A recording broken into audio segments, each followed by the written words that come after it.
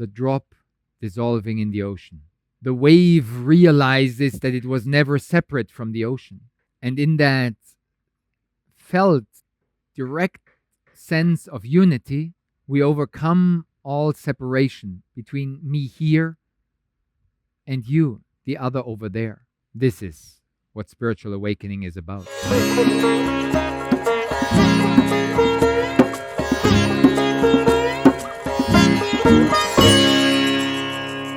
Action! Do you also sometimes feel trapped and stuck in the mind? Are you also confronted with overthinking and trying too hard to figure it out? I've certainly been there and done that. And I assume that also you have been confronted with this tendency of overthinking, of self-doubt, which tends to sabotage all our pure intention to cultivate clarity and peace. But where is that peace to be found? If we look for it in the wrong places, we're possibly wasting our time and effort. And yes, the mind can be more serene and more peaceful as compared to the hyperactive buzzing noise that it frequently dishes up. So yes, there are definitely different flavors of the mind, the aggravated and the peaceful mind. Yet, true transformation can really be achieved by stepping out of this framework of the mind. The mind brought us into a lot of trouble. The mind tends to be very complex, sometimes even convoluted, and it creates a lot of problems. Yet, these problems created by the mind can better be resolved outside of the mind. Because if the mind tries to fix its own problems, then it tends to be a vicious circle, frequently a downward spiral, where we get stuck in these patterns of overthinking. It's almost like an overdrive, this mind-driven, goal-oriented, trying hard to figure it out, is usually not the solution. It usually does not really help us to overcome these limitations. We just go from one type of narrow-minded thinking to a slightly different one. The mind creates the abyss, this dark hole where we sometimes get lost in, especially at 4:26 a.m. when we're tossing and turning and wondering, how will I ever figure out the problems of my life? So the mind creates a lot of trouble and creates the abyss. The heart bridges this dark hole, helps us to overcome these tendencies of digging ourselves deeper into the mess. It's a process of trusting, of this heartfelt wisdom, which is there. Deep down inside, we all know what's appropriate. We have that innate wisdom within ourselves. Yet, we usually do not listen to that intuition. We have a tendency to override that deep inner wisdom with the hyperactive noise of the mind. So, in this podcast episode of The Spirit of Yoga, we dive deeper into this heartfelt intuition. And as the subtitle of this podcast is called, It's about wisdom in motion to bring life to this heartfelt intuition, to allow ourselves to move in that flow, to trust in the grace, to allow life to flow through us. And it's a wonderful path. Not always easy, but it yields fruits on every step of the way. And I can confirm that from my own experience, having been there and done that for the last 27 years that I've been exploring this art of living. And always aspiring to live with an open heart, yet frequently failing. Because, yes, this open hearted life by now comes somewhat easy for me. Yet I still fall into the traps, into the old patterns of my academic conditioning, of studying this intellectual, rational knowledge for almost a decade in German universities. I still consider myself a German blockhead, very limited, very narrow minded, very hypercritical in its intellectual mindset. Yet, over the last 2.5 decades, I did also learn a thing or two how to get out of the mind and allow this awareness to sink down into the heart and to trust that intuition and to live with a more heartfelt sense of clarity, wisdom, and surrender. The heart has reasons the mind will never understand.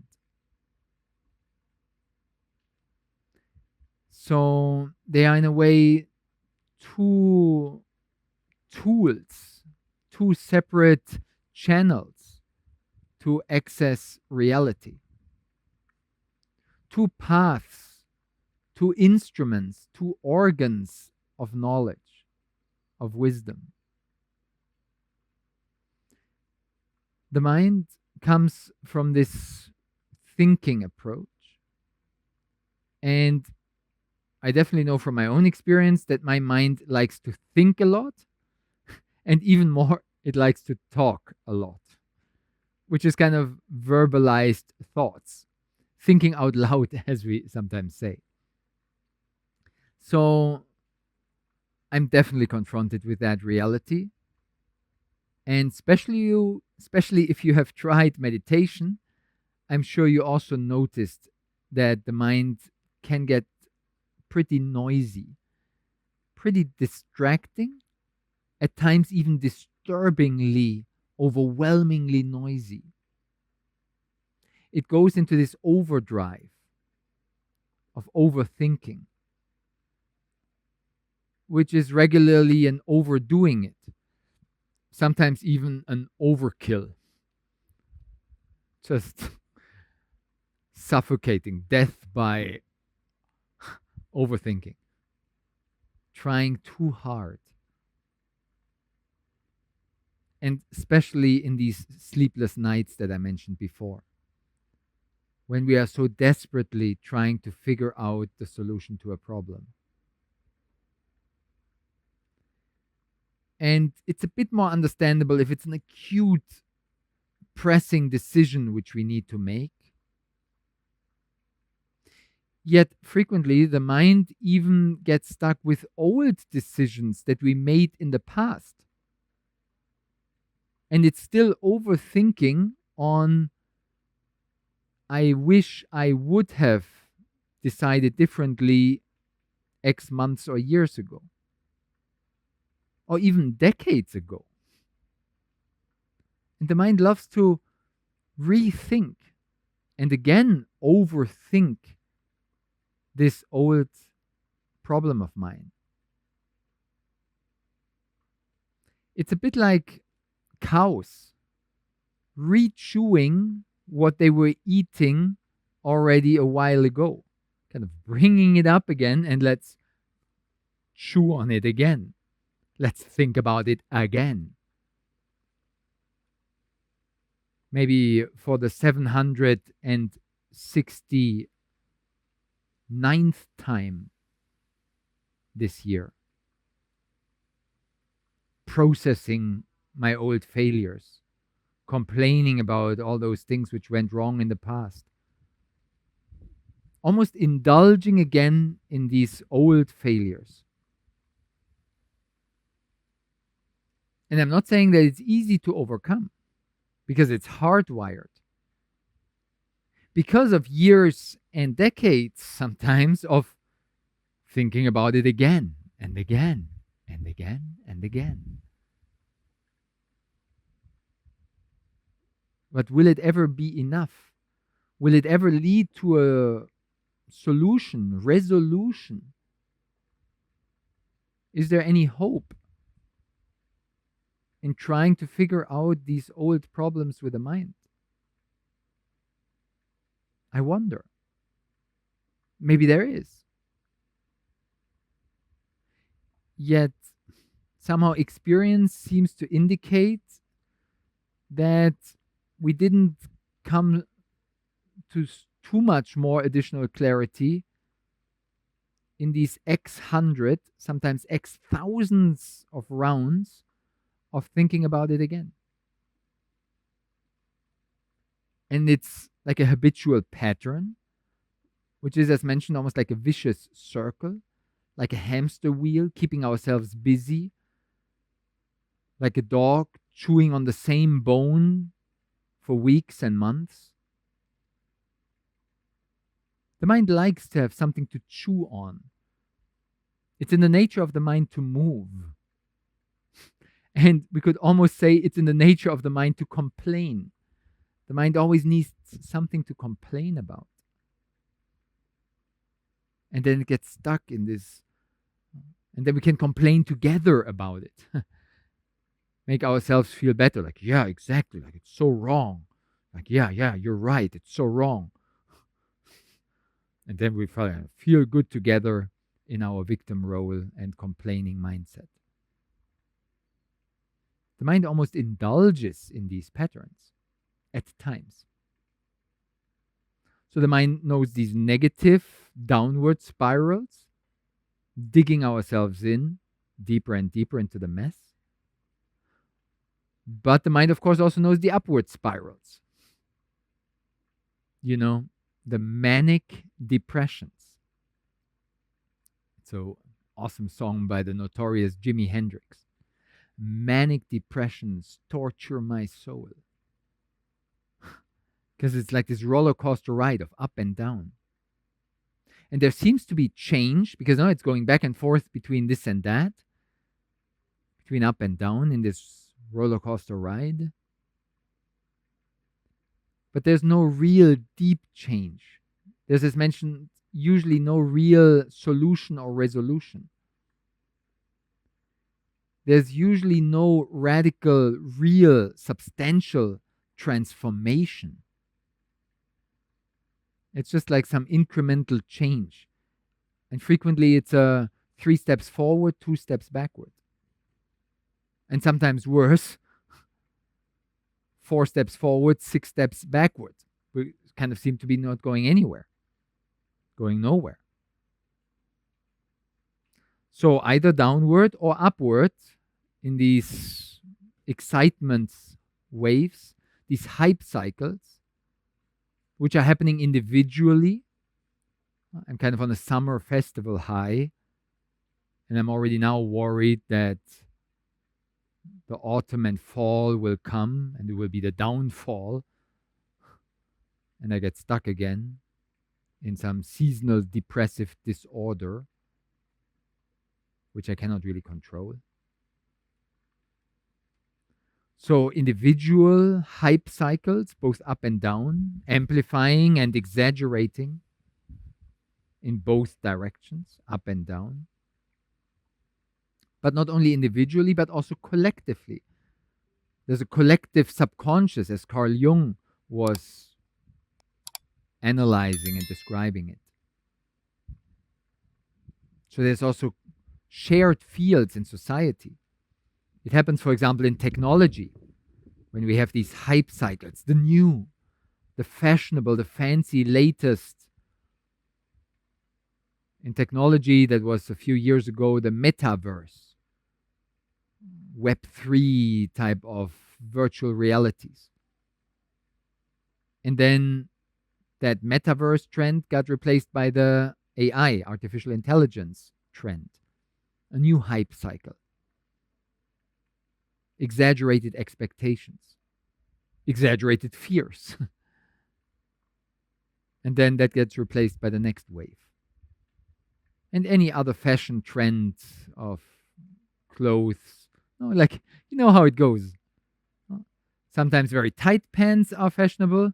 A few years later, again, the white bell button flare pants are en vogue. It comes and goes like the weather. But the mind likes to jump onto these hype cycles, both up and down. So the mind has its tendencies to get excited in the positive and in the negative way. And there's change between these fashion trends. But there's, as mentioned, no real resolution, no real profound transformation, no real quantum leap, no existential transmutation of growing up to a significant new step in our evolution. Yes, the mind has its turning points. I studied them in developmental psychology in my 20s. I spent years in university analyzing them. Jean Piaget, a famous researcher in the field. So, yes, of course, there is also fundamental change happening in the mind. It's true. Yet, we tend to be in the Western world very much stuck in this narrow minded thinking, focusing mostly on our mind, especially the male typology, especially the academic mindset, and especially these rational intellectual Germans. And I tick all of those three boxes. So, in this way, I dare to say I know what I'm talking about. I've created part of that mess actively for years, and it's still continuing. Yet, as mentioned, in addition to studying 10 years in university and going super strong in this intellectual academic university field, I also went 20 years on heart meditation. And taking the best of both worlds reminds me of a wonderful quote by Nelson Mandela, who spent more than 20 years in prison before becoming president of South Africa. Nelson Mandela said, "A good mind and a good heart are always a formidable combination." Simple, yet very profound wisdom by Mandela here. Cultivating the strength of both rams, of both tools, and then combining the best of both worlds, which on the one hand is complementary, supports, and in a way additionally adds different perspectives to give us a more broad perspective, a more comprehensive and holistic vision of life. So complementing both in their own ways and realms, having their authority, their beauty, their potential, but also in a way counterbalancing each other. If one takes over, for example, overthinking, self doubts, and these kind of contracted, convoluted ways of thinking, if one takes over and gets out of hand and is just completely out of control, as the mind can occasionally do, then it might be very wise and appropriate for us to counterbalance this overdrive of the mind with heart centering. To not just trust in the intellectual clarity, but to also allow for this heartfelt wisdom to arise and to guide the way. The heart has reasons the mind will never understand. So we, in a way, counterbalance this overthinking mind and instead give space for this intuitive wisdom of the heart to unfold. Deep down inside, we all know what is right.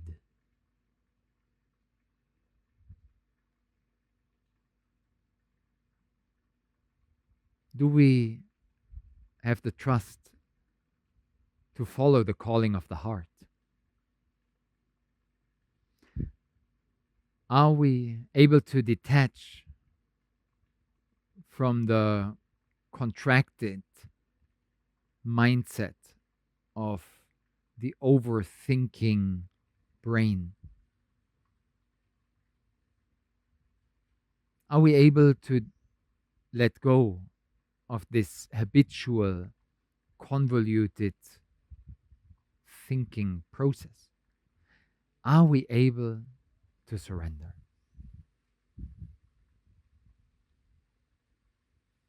An existential detachment of going beyond this narrow minded limitations of this habitual overthinking. Are we able to give ourselves a break from this crazy, noisy mind?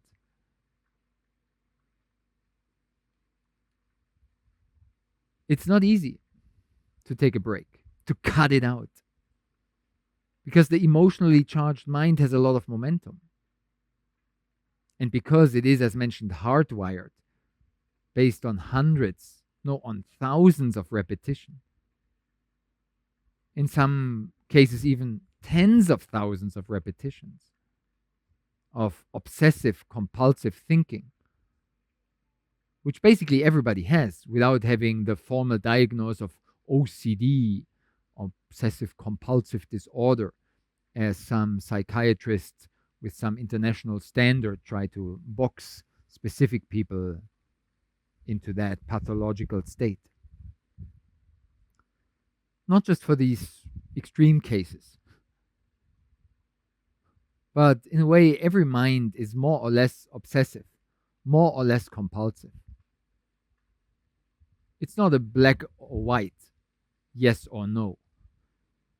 It's a question of degrees of how obsessive is my mind compared to somebody else's mind, which doesn't really matter, the comparison. That's again the mind trying to compare itself with others. No, I just notice, maybe in comparison to myself last month, that at the moment it's really a bit too much. I'm getting a bit too obsessive. I can acknowledge that in a quiet moment. But unfortunately, usually the mind doesn't give me any quiet moments. It doesn't give me really a break to reflect and give space for this innate wisdom to arise. Because we're busy from morning to evening with hyperactive thinking and doing. And the reality is actually that it even continues in the night. Especially if we have this extremely overdriven period in our life where during the daytime it's already like, whoa, like so much pressure, so much stress, defensive fear, anxiety, anger, whatever the emotions may be exactly. But if we have this extreme overdrive during the day, we can more or less acknowledge that that continues in the nighttime. Like the overthinking continues in our dreams, which sometimes can literally become nightmares. Or I cannot even sleep anymore, and I literally wake up at night, as mentioned, 4 a.m., tossing and turning. So all day I think about it, and kind of half of the night as well. And in the extreme case, as just described, that's pretty more or less obvious. But even if it's not the extreme case, even if it's just a regular day going about my duties, doing my thing, and it's kind of like a more relaxed, calm period in life, even then, what we do at night in our dreams is to process what happened during the day. And we think it over. We process it and we integrate it in the subconscious mind with its fantasies, instincts, and the mind thinks also at night a lot. But there are moments at night where the mind gets quiet or even very quiet. We know this from approaches of Nidra yoga, this yoga of yogic sleep, of deep relaxation at night. Not just during the day we can practice Nidra yoga, but the advanced yogis practice Nidra yoga in the night. I studied in my psychological department in a sleeping laboratory some 20x years ago when we were researching the sleeping cycles, brainwave states, out of beta brainwaves into alpha brainwaves during the REM sleep, rapid eye movement sleep, where the dreams are happening. But then also moments of stillness, where the brainwaves in some ways get more synchronized and in some ways more calm. There's less thinking happening in the deep sleep, in the dreamless deep sleep. So there's a lot of yogic wisdom of how to deal with the mind. There are concentration techniques to focus the mind and make it more clear. There are meditation techniques to sharpen the mind and open the third eye, Ajna chakra. There's yogic wisdom from Nidra yoga to go into lucid dreaming and to control the mind at night. Astral projection and other advanced practices of out-of-body experiences. So the yogic tradition has a lot of very powerful techniques to sharpen the mind for this single-pointed attention, this laser beam, sharp, cutting edge, piercing through all obstacles. So in yoga, we cultivate a lot the power of the mind. In a metaphoric summary, it can be called mind over matter. Belief can move mountains. Bit similar, related. So this sharpness of the mind can be cultivated. But maybe even more importantly, because we already have a lot of intellectual and concentration education, what might be even more relevant, what the yogic tradition can contribute, is this piece of the heart. allowing ourselves to get out of the mind into the heart. As I metaphorically say when I guide these spiritual heart meditations, allowing the mind to sink down into the heart. It's almost a natural gravity if we allow this process of heart centering to unfold. Not allowing. We just stop clinging, stop holding on to with our overdrive mind, and we simply allow for this sinking down process to occur. Like gravity, like an object in water gradually lowering, organically, almost naturally. So, a possibility to step out of this overdrive of the mind and connect to this heartfelt wisdom, which is always here if we give space for it to unfold. If we are attentive and sensitive enough, if we have the receptivity to listen to the silent voice of the heart, which is quietly calling from the soul, this beautiful and peaceful presence that naturally radiates from heart center. If we only would allow that process to unfold. But unfortunately, we have very little training for that. There's very little education that I received from my parents or primary school, high school teachers on these topics. Nobody really told me about it. Yes, implicitly it was mentioned by my grandma. Yes, I've somehow seen this wisdom in motion when my mother was, for example, I remember she was feeding, caring, providing food for a homeless person who was sometimes walking our streets. I remember she would heat a can of beans for him and would bring that out. I remember. So I saw that wisdom in motion, this generosity in my mother. And we all have had such experiences, directly or indirectly. And we got inspired. And of course, it intuitively touched our heart. And it was, in a way, a sweet and deep and profound human experience to witness this direct connection between two hearts. And it inspired us to also cultivate this beautiful notion. And not just as an idea, but the wisdom in motion, putting the notion into action to also serve and provide for others.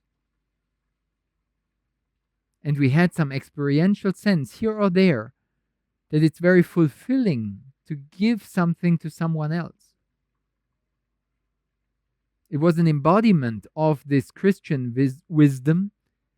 It is in giving that we receive.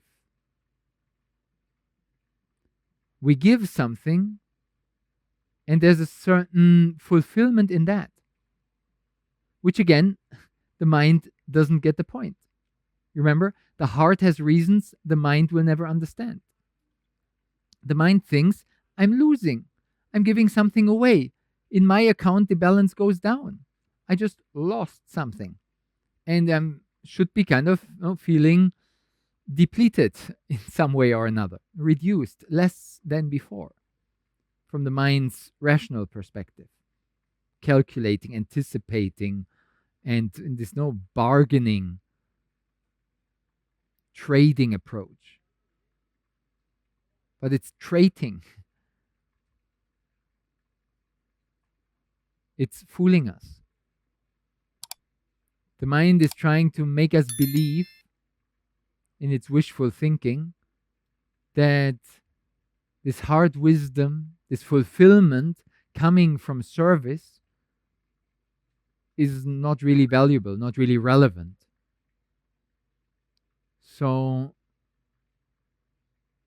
the mind tries to convince us that this act of loving kindness is not as valuable as it actually experientially is.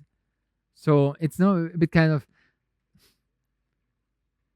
we have like two voices in ourselves, little angel, little devil type of.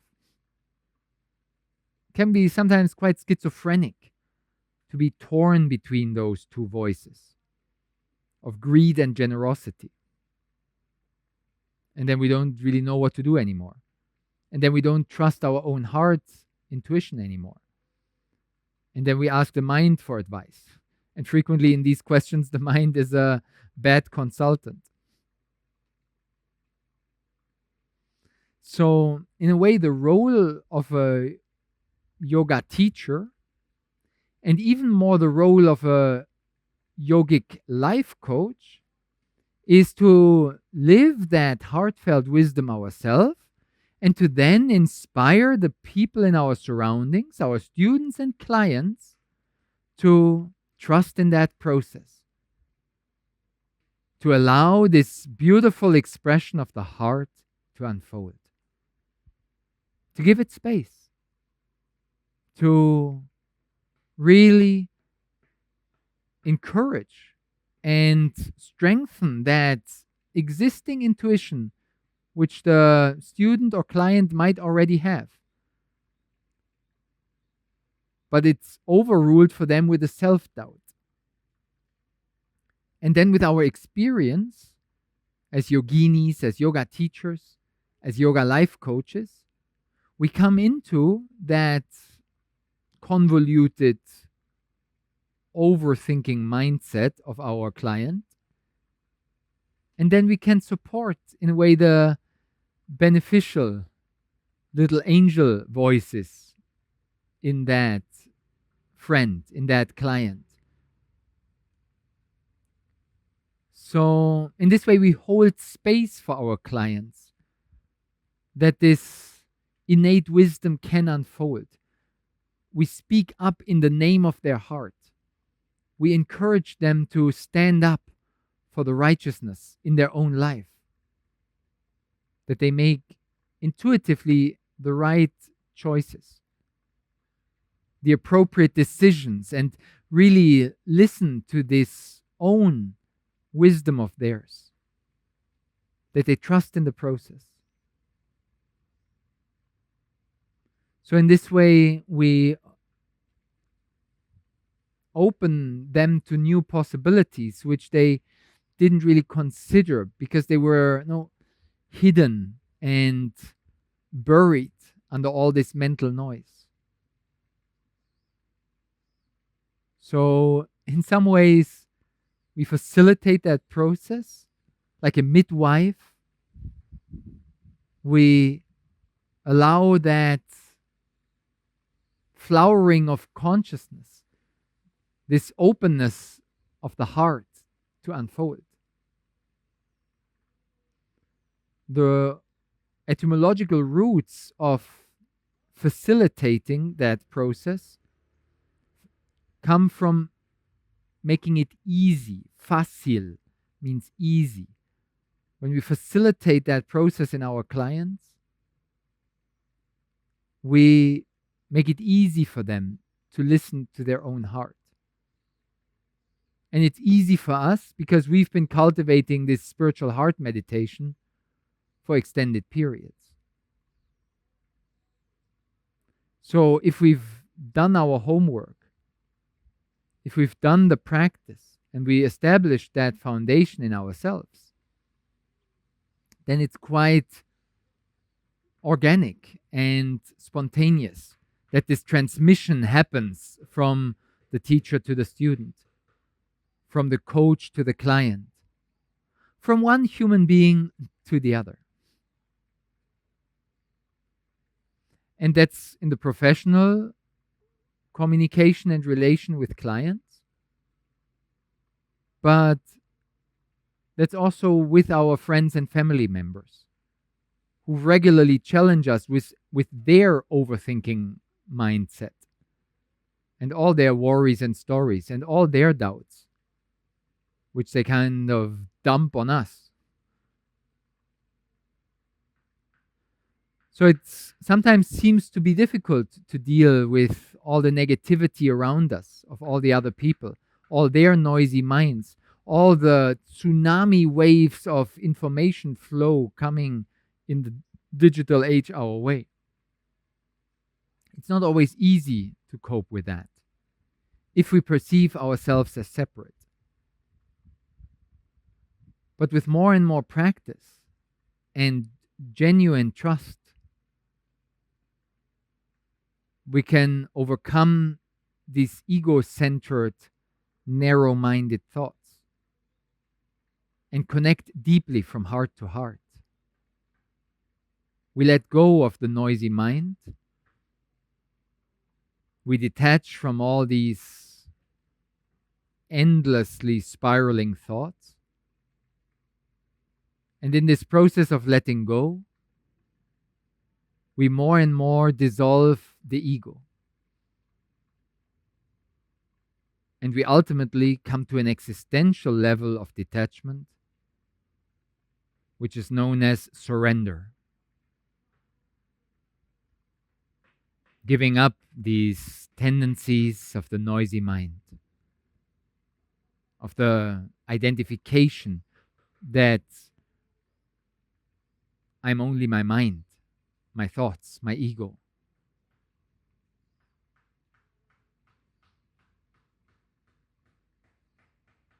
So we allow ourselves ultimately to let go of this ego-centered identity.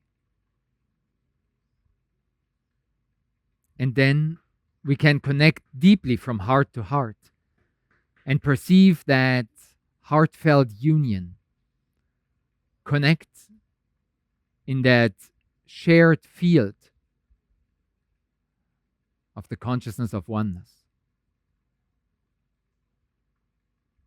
And then most of the conflicts and worries and stories of the mind, they dissolve. With a famous metaphor, the drop dissolving in the ocean. Or the wave realizes that it was never separate from the ocean.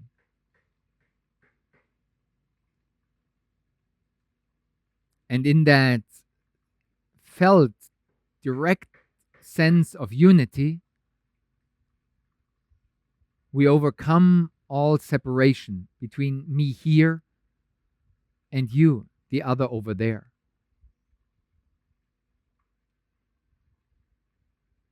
A short but very strong and challenging quote by the spiritual master Nisargadatta Maharaj, who was asked by a student who was complaining about all these people and all their noisy minds and stories and worries.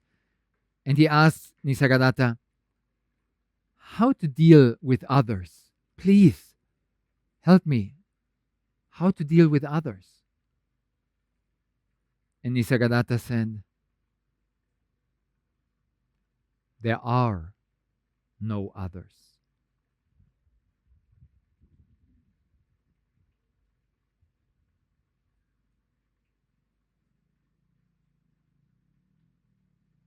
And in that stillness,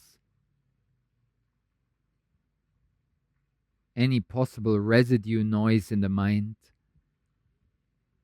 dissolves, becomes insignificant.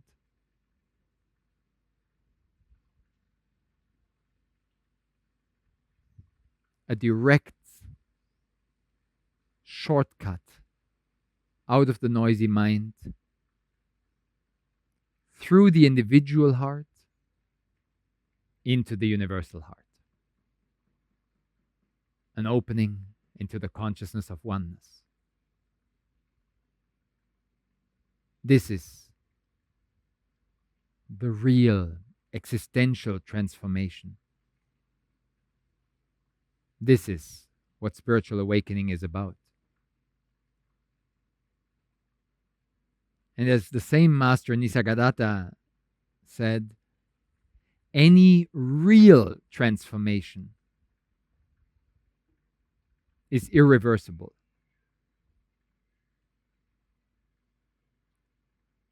Once you've awakened, you cannot go back.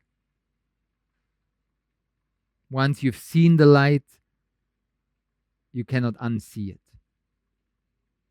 With a famous metaphor from 2 millennia ago from the Indian Upanishads, once you've seen that this curly thing in the dark corner of the room, I'm scared of the snake. Once you've switched on the light and have seen that this snake is actually just a rope, you will not really be fooled again. You will not be scared again of the snake because you've seen it's a rope. Any real transformation is irreversible, as Nisargadatta said. And as Patanjali says in chapter 1 of the Yoga Sutras, somewhere in the beginning, Sutra 22, somewhere there, Ritambara, it bears the truth in itself. It's self-evident, this divine light. It's self-explaining. It's unquestionable once you've seen it. It will dissolve all doubts of the mind. And the doubts will come up again. Yes, obstacles will continue to arise, but we continue to return to this trust in the heart. And gradually we learn how to overcome this conditioning of the mind. Last quote by Nisargadatta. It's a funny one. There seems to be an universal law which applies to everyone, everything. There seems to be a universal law. Clean up your mess. Clean up this messy mind. We got a lot to learn. We got a lot to straighten out. We got a lot to simplify. And first and foremost, this does apply to my own crazy mind, which is still stuck in this academic, rigid, blockheaded, hypercritical German overthinking. So it's a journey. We're all a work in progress. And we trust that things will unfold in due time. If we put in the work, the detached, persevering practice, then life becomes more smooth. And we intuitively counterbalance between the mind and the heart, cultivating this formidable combination of the best of both worlds. So I encourage you to go deeper on this journey.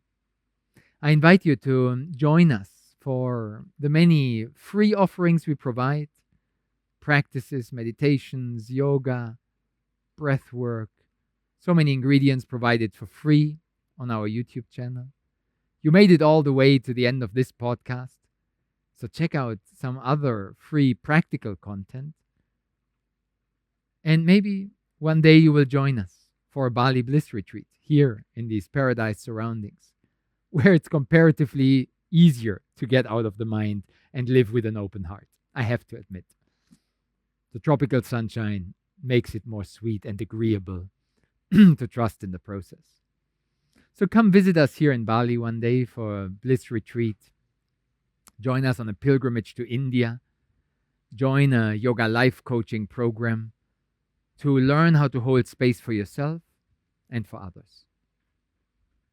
I trust that we'll find ways to go deeper and on the one hand, open our mind and go beyond the limitations as we allow the mind to sink down into the heart.